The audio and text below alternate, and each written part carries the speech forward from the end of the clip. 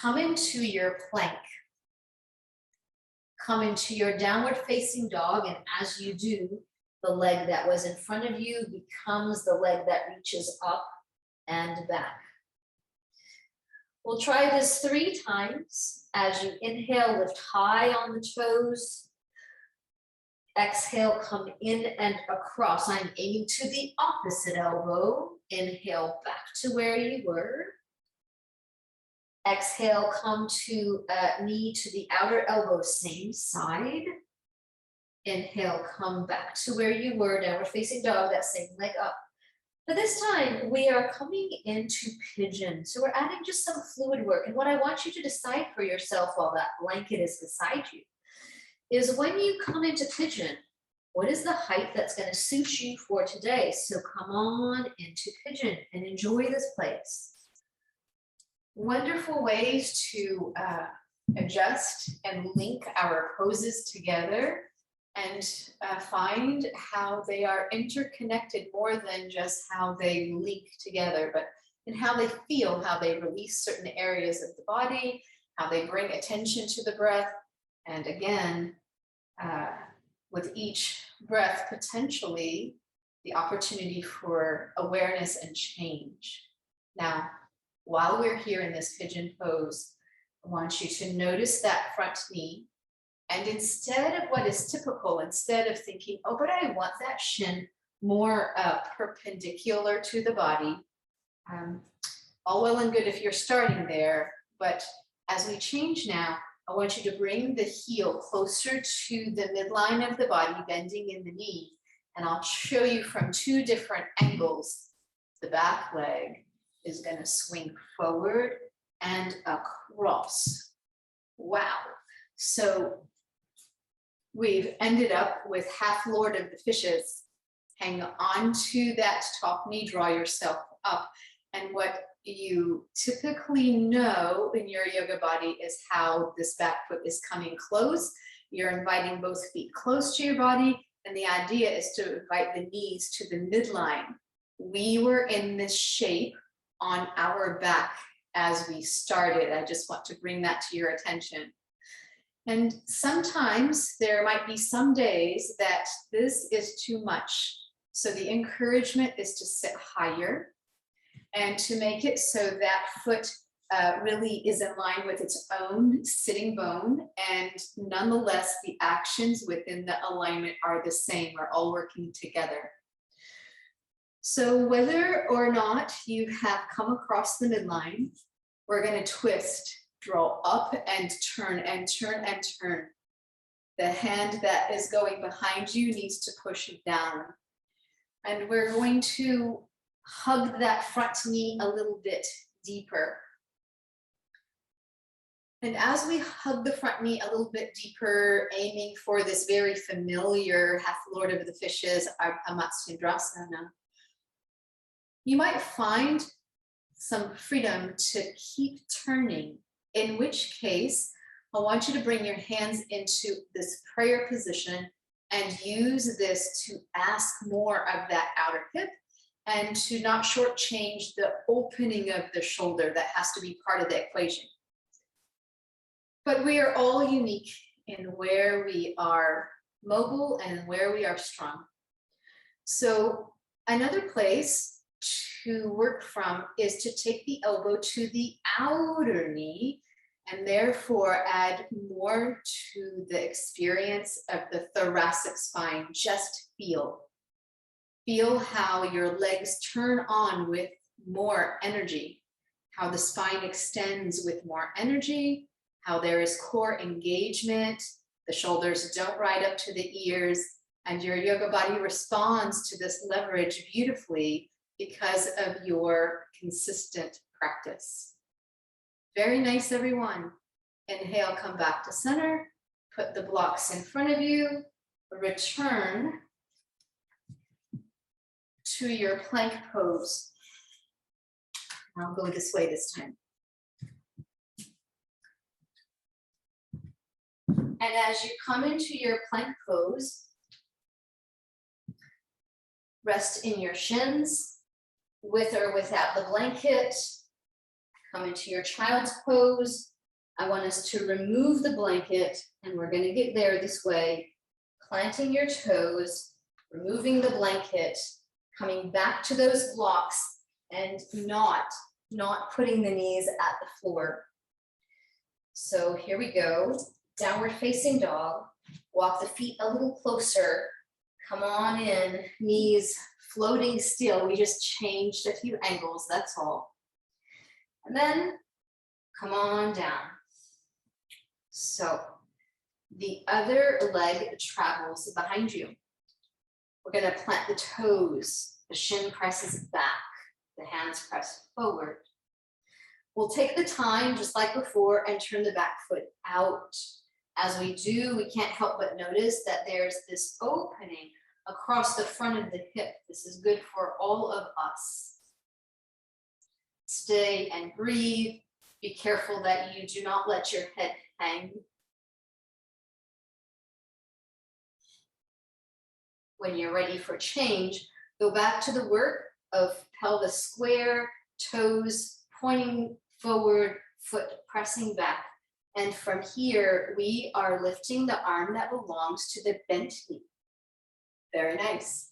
Exhale, come around and down. Reach underneath, underneath, underneath, and across. It's a great stretch for the back of the shoulders. We're going again.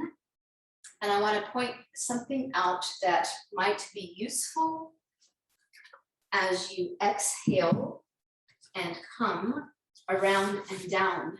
And that is, if you are aiming to rest your head and it's just too much to be at the floor, you have a block and you can rest your head at the block.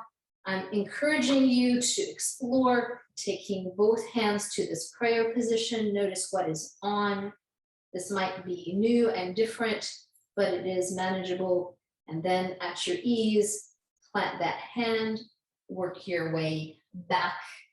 And think about the leg that is behind you, right? We're going to come and swing it forward. And then we're going to come into a little bit of a fold, and the blocks, tall or low, they give us control in coming into this fold. Wow, this great stretch.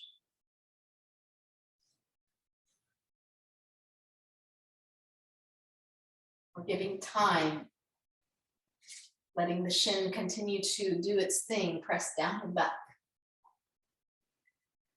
From here, the blocks turn low. We will come to plank. The leg that was in front becomes, as we go into the downward facing dog, it becomes the tall leg. As you exhale, come across, across, across to the opposite knee. Inhale, travel back. You slow deep breathing. Exhale, bring the knee to the outer elbow.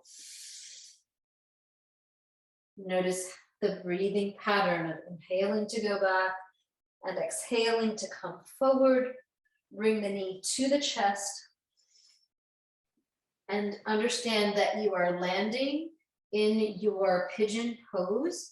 Take the time to adjust your blanket to the height that makes it right for you.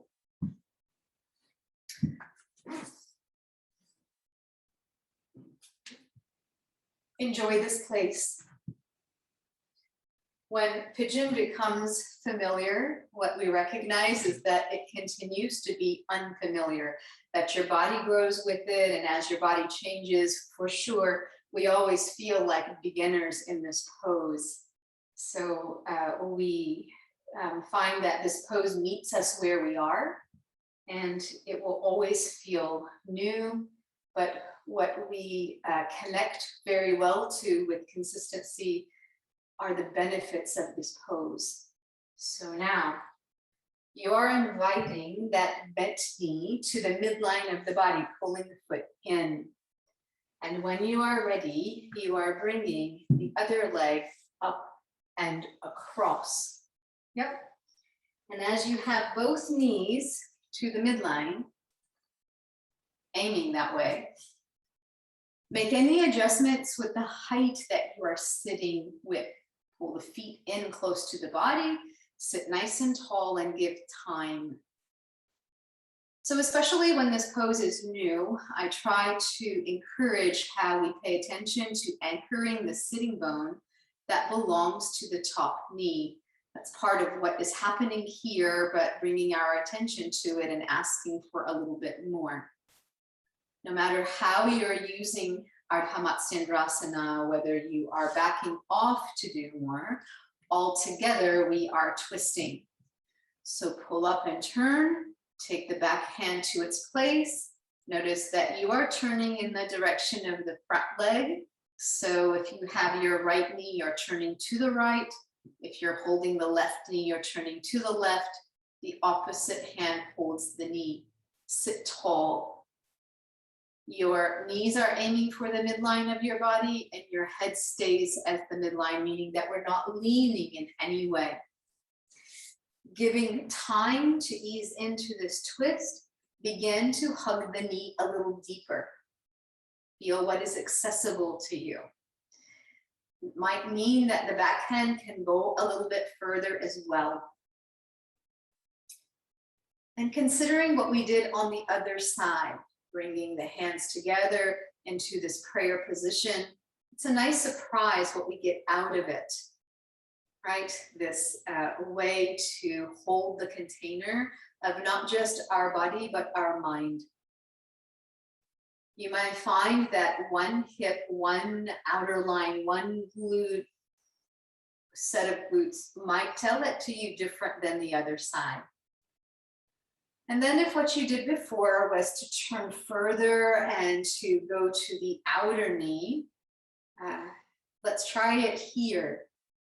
And if it's not for today, where you are in this pose, we are all working together in the same way. And we're all growing in the same way on this journey, applying the same set of actions with the same outlook. Breathe. Feel the expansion in the back of the rib cage on one side especially. Notice how your legs are using the floor. Think about how the release of this outer hip makes more of the pose accessible to you. And inhale and return. So again, remember, we were on our back doing this pose. Wonderful. From here, blocks are in front of you. And if you will, come into your plank pose.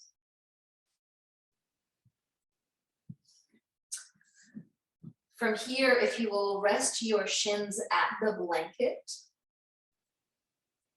plant your toes, really use your feet. Use the blanket for a reference point and then hover just over the blanket. Wow. And give it a rest. Take one leg behind you and turn it out. This time, that leg that is turned out, that's the direction we're turning, that is more familiar. You may decide you don't need your blocks. But now we are going to Vasisthasana. We're going to a more familiar form of this side plank. If your practice in this pose is to straighten both legs, then do. If you prefer bending in the top knee and building time and strengthening the shoulder girdle, please do that. And know that one place along the journeys and is this feet stacked position. Every day is different. And then work your way back this way. Plant that top foot. Put both hands down. Drop the bottom knee. Use the blocks under your hands purposefully to come into your downward facing dog. And this is for the sake of the shoulders and the wrists. And while you're here, if you can lift the toes and spread them wide, please do it. Again, we're attending to the outer line. And then rock high onto your toes. Feel the difference, how your body leans in. Rest in your heels, lift the toes up. It's sort of a flossing of muscles and nerves and fascia. Then take the time and return, shins to the blanket. So I'm giving us a head start on purpose so that we can really engage and add some value, not a crutch. Plant the toes, lift the shins and hover just past that blanket. Very nice, everybody. Neck is neutral. As you give it a rest, the other leg travels back behind. Turn it out. And make sure that leg sits behind its sitting bone, so it didn't cross the midline. And then when you're ready, with or without the block underneath the hand, turn and look up. This is a great place to stay. You are welcome to straighten both legs. You're welcome to prop the top leg. What is holding this pose are the muscles along the flank side of the body, as if someone is lifting you from those outer ribs. That is the work. And then if your place is to come and try that feet stacked position, it's more than it seems. Working in the reverse, it is nice to come down with the hands, support yourself so that you're not inviting injury into the shoulder, and then to rest the bottom shin. And we're going to continue. Walk the hands in, lift the knees, keep coming, and swing into this powerful pose.